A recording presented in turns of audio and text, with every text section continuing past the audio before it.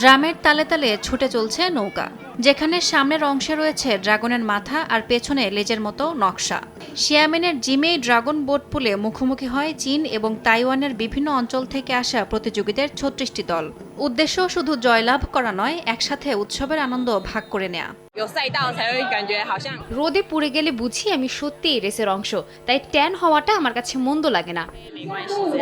Fujian প্রদেশের Xiamen শহরে ১৮তম বারের মতো আয়োজিত হয় এই রেসের জিয়াঙ্গে কাপ নামটি এসেছে চেন জিয়াঙ্গে নামে একজন বিশিষ্ট নেতা এবং সমাজসেবকের নাম থেকে, যিনি ১৯৫০-এর দশকেই জিমেই এলাকায় এই ড্রাগন বোট পুলটি প্রতিষ্ঠা করেন।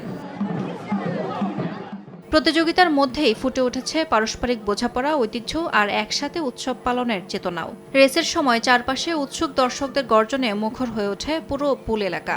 প্রতিযোগিতায় কে জিতল তা বড় বিষয় নয় অংশগ্রহণকারীদের কাছে।